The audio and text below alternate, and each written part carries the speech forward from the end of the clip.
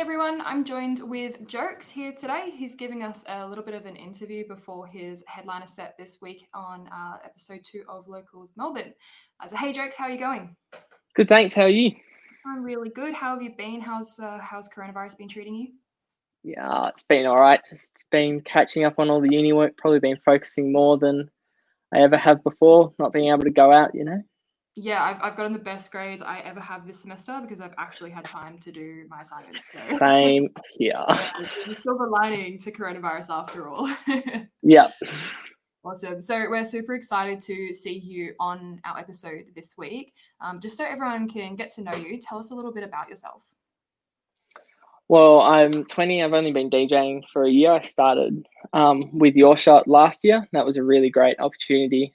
I'd always kind of been interested in DJing when I was like really little. I was always intrigued by like mixing songs together, and I'd get my mum to sing one song and I'd sing another one like a little bit after, and she used to hate that, but I was always intrigued by that. And then like when I was about 14 or 15, I saw a David Guetta set from Ultra, and I just was like, I really need to do this. And he had amazing transitions in there, and I'm just like, I want to know how to do that. And so then I was just watching all these like DJ videos and like tutorials like ages before I got any sort of gear. In fact, it was like the Christmas before I did Your Shot that I got like a little controller and had a little bit of fiddle, but didn't really get started until we had that opportunity. Yeah, nice. So Mm. you got started through Your Shot, is that right? Yeah, yeah. So I had maybe like fiddled for a month before entering Your Shot, and then getting that 6 weeks of training was amazing. So for everyone, for all of our viewers at home, can you tell us what Your Shot is? Yeah, so Your Shot's this DJ competition where they actually expect you to have no experience with DJing at all, and they give you 6 weeks free training if you're one of the contestants that get in. And then once you've done that 6 weeks training, you get to perform at one of two performance days when there are judges there. And if you win, you get to go overseas and perform at a festival. Unfortunately, I didn't win, but I got so much out of it and been able to enter the club scene. And, it's been life changing. Like, yeah. Yeah, that is super cool. So the fact that you had no experience and that's exactly why they wanted you, that's a really awesome way to start your DJ career. What Yeah. do you do outside of DJing? Are you doing anything else, or is DJing everything that you do at the moment? No, I'm also in university. I'm in third year university at Melbourne doing science. I'm majoring in chemical systems. And so I'll be doing a master's of chemical engineering starting next year. So the DJing is like so different to that, which is really nice because it just breaks up all my study and everything. Yeah, So, smart and creative. yeah. That's really good. And so what is the ideal for you? Do you want to go ahead with DJing or do you want to go ahead with engineering? I mean, I would love to go ahead with DJing. I'd love to be able to like travel around the world and perform at all sorts of different festivals and clubs. And I really love that sort of entertaining other people and just listening to music and enjoying music. That would be amazing if it was my job. But I mean, engineering will always be there, and I really enjoy that too. So I'm happy Yeah. either way. We just So prefer engineering definitely the fallback then, not the main goal. definitely the fallback. Definitely. Yeah, Cool. yeah, What would you say that your style or your genre is? yeah. So I've been like kind of struggling with this because I really love doing most genres and I love listening to all sorts of music. But really my love is house music and tech house, and I love playing that at clubs. But I've also been really enjoying, especially in lockdown, playing a bit of more of the minimal sort of stuff, and getting into the party sort of tracks that I didn't really listen to as much beforehand. But now that I can put my own little style with them, like mixing and stuff like that, then I yeah, it's just different, and I really enjoy doing that as well. So I think I'm going to have two genres that will be my focus, I think. Yeah, well, I mean, you've been using your time in lockdown pretty well. You've managed to get quite a following on TikTok. Tell us a little bit about that.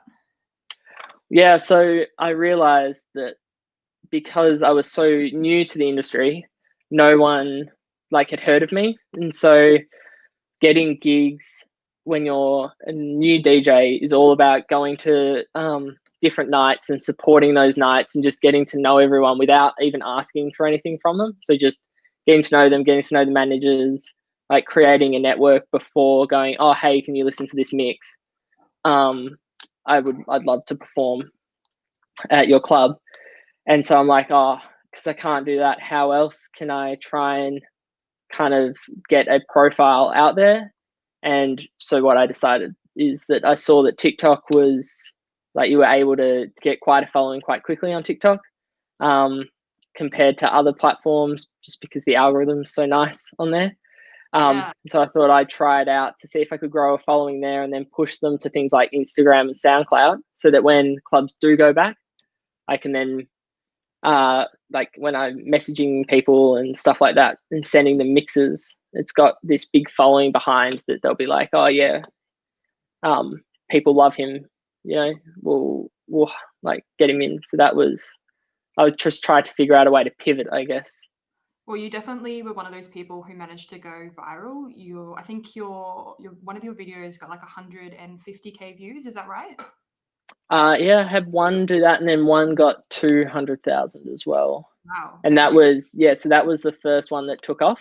It was a mix with Shape of You and Dance Monkey, and that went crazy. Like I remember I was sitting at my desk doing some studying, and then I checked TikTok again, and suddenly had like another 100 followers, which for me had taken like a week to get 100 followers, and to get that in like half an hour was crazy. And then that day I got from like 300 followers to like 900 in just one day. And so that was the video that started it. So Which how was many kind of cool. followers are you up to now? 18.4K on there now. That's Which pretty is impressive. really cool. Yeah, In a thank few you. months to get that many followers, that is pretty impressive. Is the fame, do you think, going to your head a little bit, or are you still staying grounded?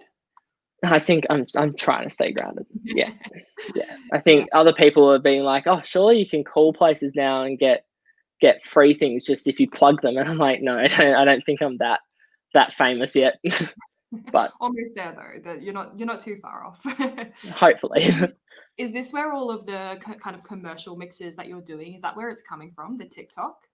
The Yeah, TikTok so I noticed very early on that all my housey sort of stuff didn't go very well on TikTok, just because it's a younger demographic that don't really, and it's getting older now, but back when I first started, it was definitely a lot younger, and they hadn't really listened to house music, and they're like, oh, what's this? Doesn't have words in. And so as soon as I started incorporating like those pop songs or those songs that were going viral on TikTok in with my mixes and my sort of style, with like minimal and some housey sort of stuff in as well, then I enjoyed playing it, but also people started to enjoy hearing it, and they were starting to become intrigued by like, oh, what's that second song that's underneath it with, and it was like a housey sort of track. So yeah, I think that's where I started becoming like more interested in the commercial stuff, because previously I really didn't enjoy playing that as much. Yeah. Yeah, it's definitely helped you out a lot, so it can't be all that bad. But Yeah, you held a you held a residency before lockdown, is that right? yeah. So I had just started playing quite frequently at Circus, Mhm. which is a small club in South Yarra, just off Chapel Street. At a night on Saturday nights, it's called With Us, and I was doing that with a mate of mine, and we would do a back to back together, and I was doing that quite frequently, so I was getting at least one of those a month. And will you be going Yeah, back there after lockdown? I will be going back there, and actually, I've got a mix coming out on their SoundCloud in a couple of weeks' time as well. So watch out for that, because that's got some funky stuff in that I hadn't done before as well. So I'm keen for that one to come out. Yeah, we'll Because definitely be keeping an eye out on that one as well. yeah, Do you have any of your own mashups coming out soon as well? I do. I've been starting to learn how to produce and do mashups in this lockdown time as well. So I have a mashup with Hey Mama and Edge of 17. It was a TikTok that went pretty well, so I'm like, oh, I'll make it a proper mashup. So that will be released in like 3 weeks' time, and then next week I'm going to be releasing one with Panda and Purple Hat, which was also was pretty popular on TikTok. That was a fan favorite. And so where can people find these releases? All of these are on my SoundCloud, which is at jokes_DJ. Cool, nice and easy. Yeah, so nice. you're doing our headliner set this Friday as well on episode 2 of Locals Melbourne. Can you run us through a little bit about your set? Yep. So I'm definitely going more kind of commercial house. We've got some really cool things I've got planned for it. There are a few things I want to try out. I've got quite a few acapellas that I'm putting over the top of other songs and just teasing little bits. So I'm really just trying to push the limits of what I can do instead of just doing, always the same transitions, and trying to change it up each time. So I think it should be really, really fun this Friday, and I'm keen to try all these things out. Cool. I'm really looking forward to your set. I've actually been a big fan of your DJing. You popped up on my TikTok page a few months ago, and I was like, this guy looks familiar. And then I realized I do actually know you. So I've been a fan for a while. I'm super excited to have you on the show. Before we finish up, I'm going to do a round of quick questions. So quick questions, one word answers. Are you ready? Yes, I am ready. Awesome. What is the favorite venue that you've played in Melbourne so far? Circus. What's your dream venue to play at in Melbourne? Probably Cloud9, I reckon. What's your dream festival to play at? Crossed Festival. Who's your favorite DJ or producer? That's a tricky one. I really love Dom Dollar. Yeah, same. Yeah. What's your favorite song right now? We're gonna go with B Sharp Say Not. I think that's how you say it. And what's your favorite song of all time? Oh, that's a really tricky one. I don't know. There are so many. I feel like I change them all the time. It's always a different favorite just song. say the first thing that comes to mind. Oh, probably Bohemian Rhapsody. Yeah, it has to be. Of all time, it has to be. What's your favorite genre to mix? Tech house.